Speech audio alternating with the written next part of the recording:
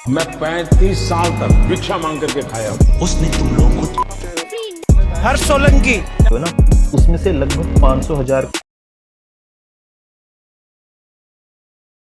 मैं 35 साल तक भिक्षा मांग करके खाया हूँ। करीब 40 साल मैंने भिक्षा मांग करके खाया है। कि ये मिस्ट्री मैं ही सॉल्व कर देता हूँ कि मोदी जी ने आखिर कितने साल भिक्षा मांगी। वैसे तो मैंने 17 साल की आयु में घर छोड़ दिया। तो मोदी जी ने 17 साल की उम्र में घर छोड़ा था, मतलब 1967 में, और फिर वो 2001 में गुजरात के चीफ मिनिस्टर बन गए थे। तो 1967 से 2001 के बीच में होते हैं 34 साल, मतलब 35 और 40 साल वाले दोनों क्लेम तो डेफिनेटली झूठे हैं। ये किसी भिक्षा मांगने वाली फकीरी थी जहाँ मोदी जी इसी पीरियड में दबा दबा के फॉरेन ट्रिप्स मार रहे थे। नरेंद्र मोदी ने पहली बार अपने शपथ पत्र में माना है कि वो शादीशुदा हैं। हर चुनाव में मोदी ने पत्नी का कॉलम हमेशा खाली रखा था। सभी के मन में एक सवाल आया कि आखिर कहाँ है मोदी का ससुराल। ये वही गांव है जहां पर नरेंद्र मोदी सन 1968 में अपनी बारात लेकर आए थे। एक सेकंड तो मतलब 1968 में शादी हुई थी, इसका मतलब तब मोदी 18 साल के रहे होंगे। मतलब उनकी शादी क्या उनके घर छोड़ने के 1 साल बाद हुई थी? वही गांव की बात करें तो ये विकास से कोसों दूर लगता है। गांव में पक्की सड़क तक नहीं। अब जरूर ये गांव उन 1% में होगा जहां पक्की सड़क नहीं पहुंची, क्योंकि मोदी जी ने उसी साल एक इंटरव्यू में बताया था कि गुजरात मॉडल का मतलब होता है 99% गाँवों में पक्की सड़क ये होता है। एंड फिर हमारे अंधभक्तों का तो क्या ही कहे। हर्ष सोलंकी क्या करते हो? मैं MBA का स्टूडेंट हूँ जी।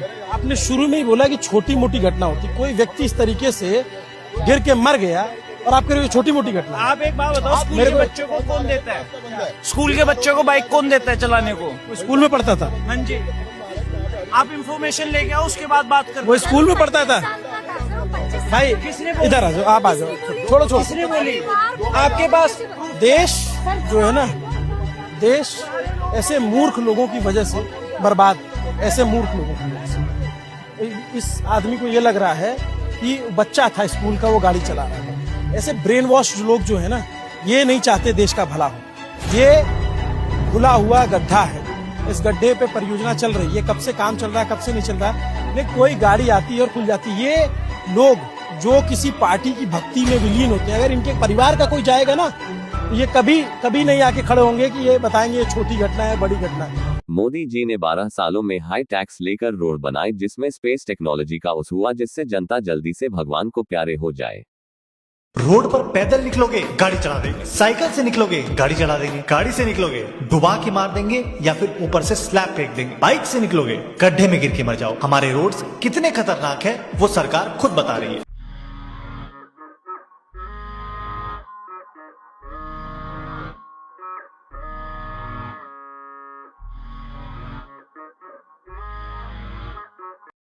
नहीं दिखा पाए जितनी इस पॉलिटिकल पार्टी ने पिछले 10 साल में दिखा दी। हर साल इंडिया की हर पॉलिटिकल पार्टी को अपने अकाउंट्स ऑडिट करवा के रिपोर्ट इलेक्शन कमीशन को भेजनी पड़ी। मैं भारत की सबसे बड़ी पार्टी बीजेपी की अगर यही रिपोर्ट आपको वर्ड टू वर्ड बता दूं ना, आप अपना कारोबार, अपना धंधा बंद करके पॉलिटिक्स में आ जाएंगे। 2014 में सत्ता में आने से पहले बीजेपी के फिक्स एसेट्स यानी जमीन, ऑफिसेज 84 करोड़ थे और 2025 में ये नंबर 1200 करोड़ से भी ऊपर चला गया और 400 करोड़ के ऐसे एसेट्स हैं जिन पे अभी काम चल रहा है। 10 साल में इतना जंप अगर किसी स्टार्टअप ने ये ग्रोथ दिखा रखी होती ना, शार्क टैंक वाले सारे जजेस खड़े होकर हक देते। थोड़ी कैश की भी बात कर लेते। 2014 में जो डिक्लेयर्ड कैश था वो 700 करोड़ था बीजेपी के पास और अब 10 गुना ज्यादा, 7,000 करोड़ से भी ज्यादा। आम आदमी तो 2-5 लाख रुपए घर में रख ले तो नोटिस आ जाए और हमारे देश की समाज सेवा पार्टी हजारों करोड़ रखी हुई है, बस फुल लीगली, फुल डिक्लेयर। सब चीजें टोटल करूं तो 780 करोड़ लगभग वैल्यू थी बीजेपी के 2014 में और आज की डेट में 9,000 करोड़। ये पैसा आया कहां से?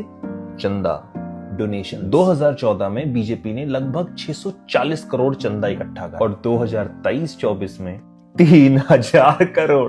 पर लोग क्या बोलेंगे, भैया जी लोग प्यार करने वाले बहुत हैं, बहुत प्यार मिलता है बीजेपी को। रिपोर्ट्स कहती है मेजरली डोनेशंस हम लोगों से नहीं बल्कि बहुत बड़ी बड़ी कंपनियों से आती है। फॉर एग्जांपल टाटा को सेमीकंडक्टर प्लांट के लिए लगभग 44,000 करोड़ की गवर्नमेंट सब्सिडी मिल रही थी। ये वैसे 44,000 करोड़ हमारा आपका मेहनत का टैक्स वाला पैसा। अब फेवर मिला तो चुकाना पड़ेगा। रिपोर्ट्स के हिसाब से सिर्फ 4 हफ्तों में 750 करोड़ का डोनेशन टाटा की तरफ से लो जी चंदा धंधा मॉडल में।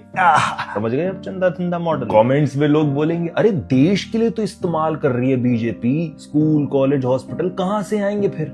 रिपोर्ट्स कुछ अलग कह रही है। रिपोर्ट्स कह रही है पिछले साल इलेक्शन में 1700 करोड़ रुपए खर्च कर दिए गए। और मोदी जी की जो पोस्टर आप हर गली हर नुक्कड़ पे देखते हो ना, उसमें से लगभग 500,000 करोड़ तो सीधा मीडिया को जाता है। और ये हमारे ही देश का हाल है, जहां AQI 500 से ऊपर, पानी में यूरेनियम, नदी गंदी है, दूध में मिलावट है, क्वेश्चन पेपर लीक है, प्रेस कॉन्फ्रेंस 0, रुपये नीचे गिर रहा है। अभी भी पॉपो को डिफेंड मारोगे? 2021 में 1,63,000 भारतीयों ने अपनी नागरिकता छोड़ी। 2022 में ये संख्या बढ़कर 2,25,000 हो गई। 2023 में 2,16,000 और 2024 में 6 लाख से भी ज्यादा भारतीय अपने ही देश को छोड़कर चले गए। और वजह बहुत साफ है, क्योंकि यहाँ एक दिन भी ऐसा नहीं निकलता जब भाषा, जाति, धर्म और हिंदू मुस्लिम के नाम पर लड़ाई नहीं होती। कमाई से ज्यादा टैक्स देना पड़ता है, एजुकेशन आउटडेटेड है, महिलाओं की सेफ्टी मजाक है, और सिविक सेंस, किसी पब्लिक प्लेस पर पेशाब करने से मना करो तो जान चली जाती है। पार्किंग जैसे छोटे झगड़े में इंसान को मार दिया जाता है।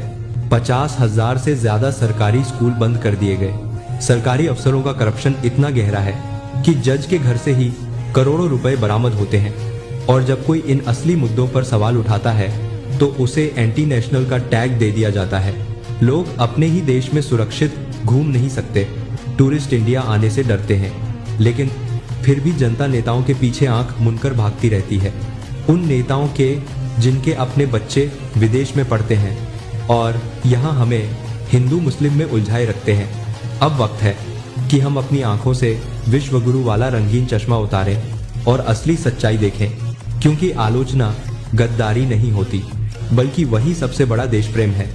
और अगर तुम सच में अपने देश से प्यार करते हो तो उन मुद्दों पर आवाज उठाओ जो आवाज उठाने लायक हैं।